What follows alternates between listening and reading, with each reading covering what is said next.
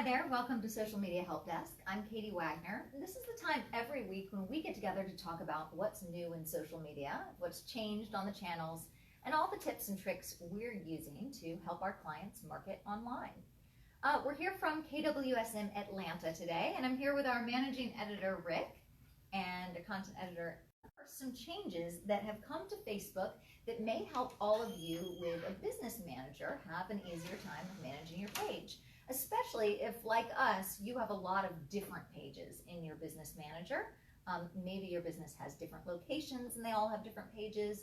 Maybe you're in marketing yourself and you manage for lots of different brands or different types of products. Business Manager has unveiled some new shortcut tools that are going to make it easier to add people to multiple accounts at once and group business pages into business asset group access to, and I assume revoke access to those pages all at the same time too.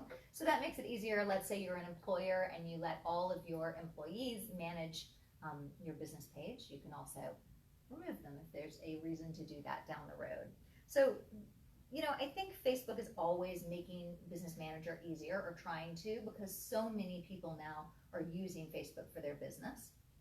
It's the most popular channel, the biggest channel. It always has been. But a lot of people like to say, like, Facebook's dying, or you know, it ever has been. And I think more and more businesses are really getting on board with things like Facebook advertising, boosted posts, that sort of thing. And all of those are managed through your Facebook Business Manager and your Facebook Ads Manager. So unveiling tools that make it easier to manipulate the permissions on those things is going to help all of us that do Facebook for Business or manage our accounts. Guys, any thoughts on that? Yeah, I mean, I definitely agree.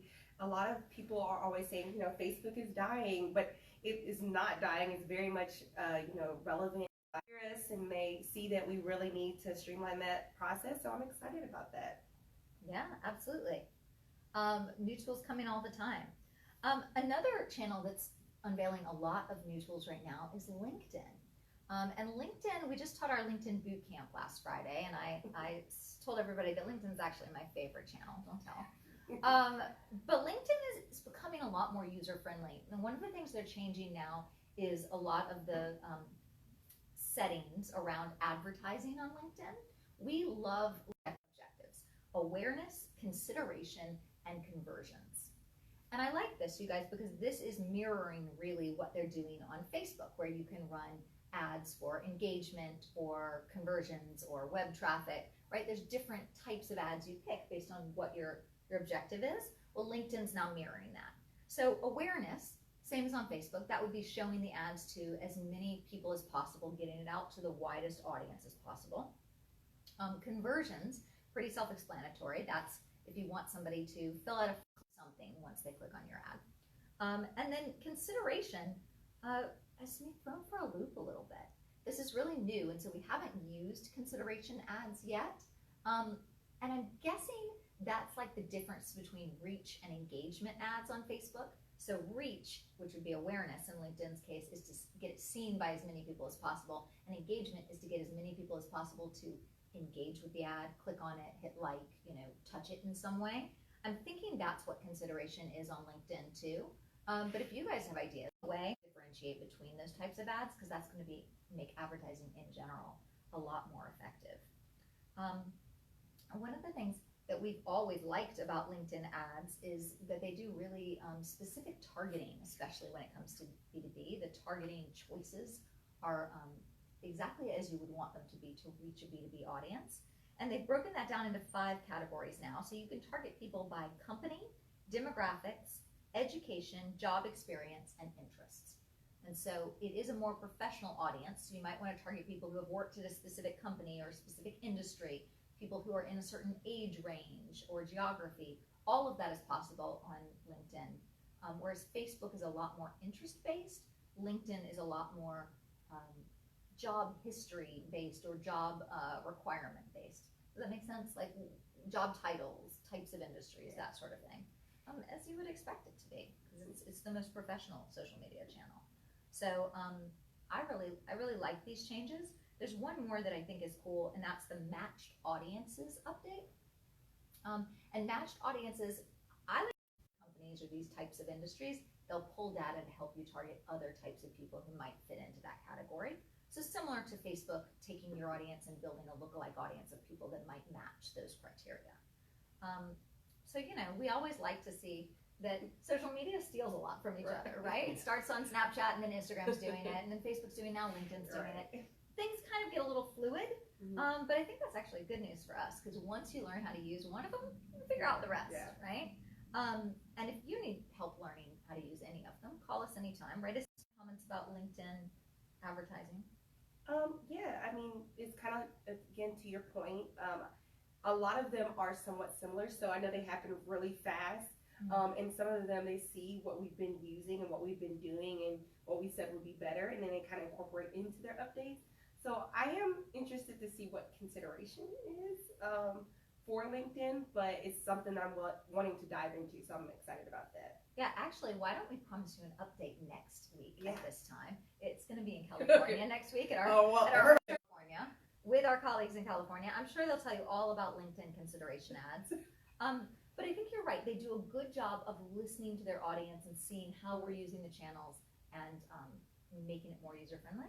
Although I'm a little upset that Mark Zuckerberg from Facebook and Microsoft from LinkedIn don't call and ask me what I'd like it to be like, because I have some ideas, but no one's beating down my door quite yet.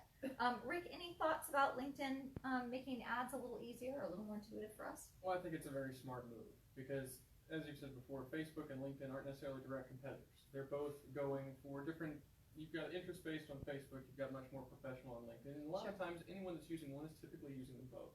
So any steps they can make to make the processes similar doesn't actually necessarily constitute so much as stealing as much as learning what your audience wants and needs and is familiar with, and then applying that to what you already know. Sure. Well, and it's all about user experience, right? And in this case, we marketers are the users, so it might as well be easier for us. And then let's talk a little bit about something cool coming to YouTube. How many of you are going to Lollapalooza this year? Anyone? No? Me neither. My Lollapalooza days may be over. Megan, our junior content editor, is manning the camera. Megan, are you going to Lollapalooza? No, I think it was this past weekend, actually. Oh. Yeah. We missed it. Yeah, we missed it, but we got to watch it on the live stream. Well, thank you. That's what we're talking about now. So Megan took advantage of this. YouTube actually live streamed Lollapalooza 2019. And it's the first live concert experience they've done this with, so that they can have fans from all over the world watching together. I think that's pretty cool. You know, platforms like Twitter, Instagram, Facebook, they all have some kind of live streaming tool, but YouTube hasn't really used live streaming as much in the past, and now they're sort of debuting it in a big way, right? Lollapalooza is pretty big. And so they say that everybody can live stream now from either short 5-minute updates to longer 30-minute episodes, and supposedly it's going to be better for building organic relationships with your fans. People can watch your live stream, engage, and I say supposedly, but I actually agree with that. I think when people watch live streams on Facebook, it makes them feel very connected. I think when we see... Oh, we're live now. Oh, we are live now. Yeah, we are live streaming and plug right ahead. So, did you guys watch Lollapalooza live this weekend? If so, again, let us know. Write in the comments. I am really embarrassed that I missed it, but you know, we'll blame it on my age bracket. Okay, and my musical taste maybe, or lack thereof. Some of you were thinking. So YouTube has a lot of new things happening right now, and Ricky, you've been exploring YouTube and YouTube Stories, which is kind of like Instagram Stories or Facebook Stories. Talk a little bit about that, because that's in this live streaming or this more immediate vein that we're talking about. Similar to Instagram Stories, they've since rebranded and updated in a few ways. Unlike Instagram, where the story has only last for 24 hours, the YouTube Stories last for a full 7 days. So it gives a little bit more time to get out there to a broader audience. Really, where this is a great value is gives you an opportunity to promote an upcoming video. I mean, this is the perfect place to do something behind the scenes and saying, we've got a music video coming out in so many days. And it gives people a chance, a taste that they can come back to. And then when the actual thing that you're trying to promote comes out, So you're not going to be able to use this feature on your desktop. Oh. That's right. Okay. That's right. I didn't realize. So you can expect to see a lot more vertical videos. We'll try to encourage everyone to turn it sideways when you can, but there is that authentic feel to holding your camera up and down. Is that because that's how most people hold it? I mean, obviously when I'm looking, So. but when you film that way because you're looking through it? I think it's just a thing that people haven't, that they're just used to holding their phone this way. But I'm always a fan of turning this way. When you go to the movie theater, you've got your eyes side to side, you got your screen sideways, and it's easy enough now that almost any phone out there have an auto rotate feature to fix it for you. Although this is an interesting point because these video reels, you said, these videos that are going to show up in reels aren't necessarily videos you're then going to put in the playlist on your YouTube channel. That's correct. Which on those you would want it to be formatted sideways. You want it to be maybe a little more pre-produced and cleaned up a little. But these reels, this really is like the authentic, in the moment kind of behind the scenes video where it might be vertical, it might be shaky. It's just, that real time look. Where you wouldn't necessarily be creating that video to go in a playlist. You'd be creating it to be seen, I was going to say in the moment, but really in that week, right? In the 7 days. And it does give everybody the opportunity to be more authentic, to feel more real, because you don't have to go through that polished process. In fact, you shouldn't, because it's only going to last for 7 days. This is a chance to get, this is what's happening now, and see it now before it's gone. It gives everyone a drive to catch it while they can, be a part of something, and then it's lost to the ether. Okay, couple of questions. Do we know how many people are using this? Is it a popular feature? It looks like it's pretty popular so far. Trying to see if I don't think I have a number ahead of me for how many are using it at the moment, but it's definitely the sort of thing that people have been asking for. We've seen this before on almost every other platform that's offered a short-term story. It gets used. We definitely have. Well, and YouTube, as we say a lot here, is owned by Google. And you said LinkedIn and Facebook aren't competitors. Well, they're not the strictest of competitors. They're competitors. Okay, but my friend, Google and Facebook are competitors. And Google is trying to beat Facebook and vice versa. And so it does surprise me that it's taken Google so long to get this feature on YouTube because we know that Facebook, a lot of the things they do with video are to keep people from going off to YouTube. Exactly. And now YouTube's saying, no, still come and we'll do the same. Right. Another question, I don't know that we know this yet, but it will be interesting because Instagram stories are 24 hours, but you can save them by putting them in a highlights reel. And so far I haven't seen any way you can save these YouTube reels after the 7 days, but it'll be interesting to see if that becomes a thing. If you could pin them somewhere or stick them somewhere to keep them. Because maybe you do want to have a playlist on your YouTube channel that has all your reels in it, all your stories in it, like a behind the scenes playlist. Next week, I'm thinking all this homework for us. Next week, we should try like a reel of us like behind the scenes getting set up. Stories. Who can keep up? I tell you, if you just call it stories, you're pretty safe. That's right. Okay, so actually, I wonder if Facebook's ticked that they're calling it stories because They might Instagram be. stories now Facebook's. All right. And that might be the reason why they've switched over, because they know what users see the word stories, and they have an idea in their mind as to what that means. Also, poking the bear. Yeah. Okay, so we're going to make a YouTube story of us setting up for this show next week in California. We'll be in our Orange County office next week. And then we'll go live on Facebook with this show. But this show always gets put onto our YouTube channel after the Instagram story. We could put it everywhere. That's one of the things we were just talking about in our team meeting about half an hour ago. We had our all-team meeting, and we were saying when a client wants to do video, we should be helping them make a list of all the places the video can go. Yeah. Because really, let's just make this list. Maybe somebody wants to know. So if you make a video for your business, yes, you can put it on YouTube, right? You can also share it on your Facebook and upload it natively there. You can use clips of it on Instagram. You can attach it to your LinkedIn profile. You can embed it in your blogs or in your newsletter. You could use it in an email drip campaign. You could put it in your email signature. You could use it as the cover photo on your Facebook page. I'm on a roll, but you guys help me. No, you got it.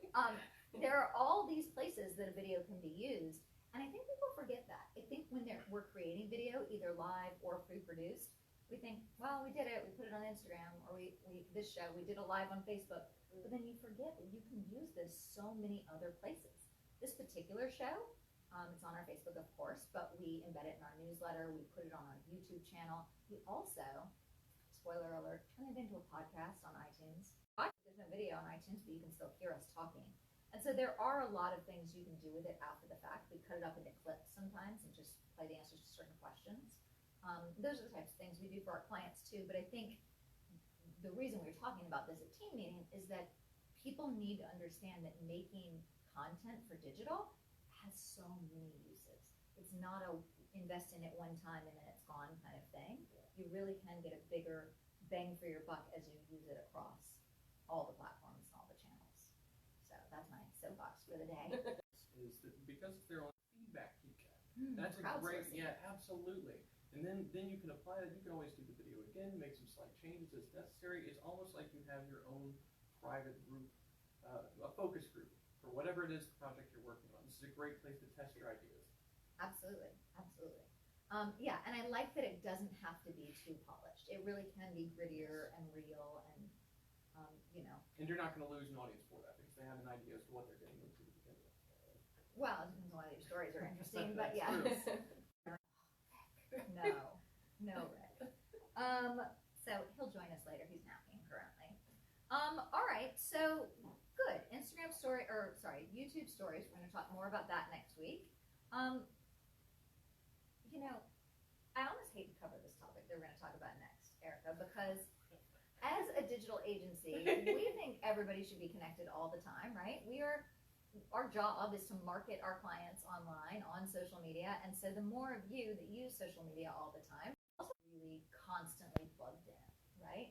And we kind of suffer from that because for our jobs, we have to be checking social all the time. We have to be glued to our phone because our clients expect that. But I don't think it's without downsides, right? It can be hard, and you know this just from your personal life and your personal social media usage. It can be hard to be connected all the time. I see it mostly with texts. My biggest pet peeve, make a note of this, is like so foreign concept these days. Like my dad's an attorney, and he has been an attorney for over 50 years. It's kind of stodgy, and he forbids people from sending inter-office email. So at their firm, there is no inter-office email allowed. They email clients outside of the office, but they don't send email in between coworkers, colleagues. Because he says, look, we work within 10 feet of each other. Get up and walk down here. And his younger employees have a hard time with that. My dad's not that popular with them. But they will say to me afterwards, it's so much better because we learn so much from each other and we have real dialogue and we hash out what it's like to be always connected and the pros and cons of that, what we should do about it. Yeah. So, I mean, I definitely agree with what you're saying. We're always on, we're always here for our clients, and even in our personal social media accounts. But I often feel like if you're always on, then it's hard to be on top of it. You know, like really. Tell me about that. So, we're always here, you know, we're managing different profiles, we're socializing, but it takes, like, here we have 2 15-minute breaks outside of our lunch period.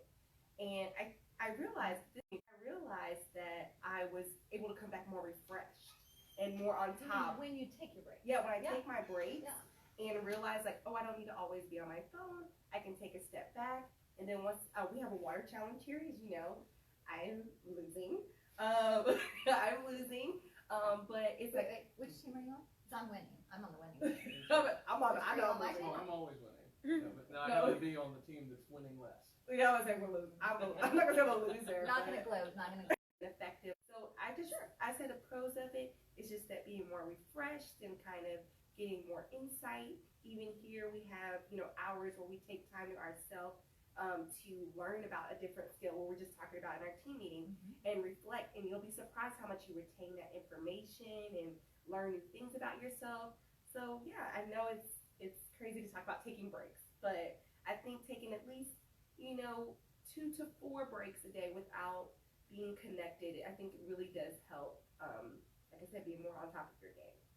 So you're saying not only taking a break from your work, whatever your work is, but you're saying don't be glued to your phone during that break. Like leave the phone at the desk, put it down, and do what? Talk to people? I know. Oh wow. I'm just kidding.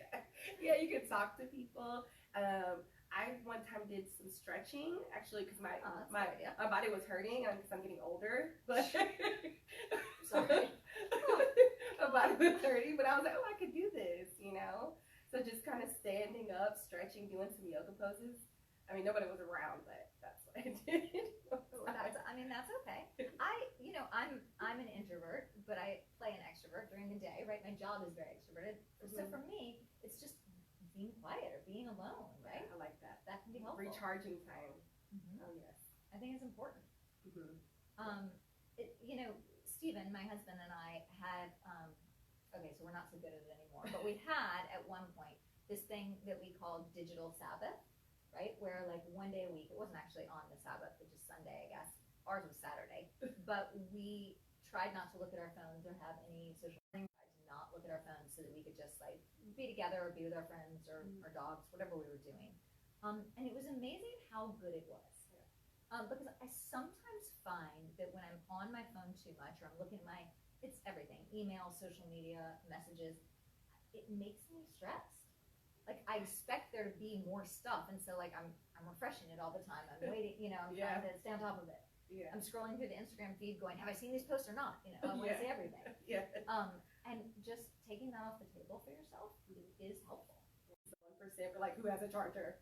Like I'm not even like really on my phone, but it's just like realizing, oh wow, am I like really like freaking out over a charger? So that's what I realized. It's like, okay, well maybe that's noticing I really would like to take a break or realize that I need to kind of take a step back and then see what, and then the fact that you were like, oh, what should you do? Or people really ask themselves, what should they do during their breaks? Because they're so used to being with their phone and they don't know that. So just exploring that. Maybe, people have different hobbies that you can sing a crossword puzzle. I know like one of my friends really loved the newspaper crossword puzzles, like old school, like, finding in the back and just filling it out. And yeah, just doing like little activities like that for 15 minutes. Well, another thing that still has a lot of value is just some quiet time with your own thoughts. Yes. These days it's so easy that you can bring your phone with you into the bathroom. You have it you have the radio on in your car. Everywhere you always have something taking your attention. And we've really lost that ability to just be alone with your thoughts, to rethink, and to find some place to then become the you that is you, instead of always putting on the face for everyone else in the world. And you can get that time back, and then you'll find that you'll be better at almost everything you do. Yeah. It's interesting because when I'm here in Atlanta, I have a rental car, right? And I can never find stations in the rental car, like radio stations, right? Because it's not my car. Right. And so I never listen to the radio when I'm here. It's always off all the time. And it's so zen. Like I ride to work and it's totally silent, and Finn's in the car with me and we just talk to each other, hang out. But I ride home and I'm stuck in traffic. Also still a little stressful, but less. And it's funny because at home I'd always be listening to National Public Radio or something. But here I don't have that option because I don't know what station National Public Radio is. 90.1. Okay, don't tell me because this is my last week. I've made it 6 weeks with no radio. I'm gonna ride it out. But yeah, I think you're right. That quiet is good, and quiet is sometimes taking the phone away, even though that's not loud. It's that constant noise in your brain as you're reading that stuff, right? So maybe that's. I just thought of the next KWSM challenge. So we have the Step-a-thon in October. We're finishing up the water challenge. It ends this week, and that's how much water we can all drink, and we're going to beat each other. But then maybe we'd have a stepping away from our phone challenge. Like who can do it for 15 minutes? Megan's saying no, she can't do it. But what about like 15 minutes a day for the most consecutive days? Yeah, that like sounds meditating, but not. Look at Oh my God, we're hearing people from the other room saying they're not into it. Who's in charge around here? We'll figure it out. All right. If you guys want to hear more questions for KWSMdigital.com, and if you need more information before we see you next Tuesday, there are a couple places you can get it. First of all, go to our website, KWSMdigital.com.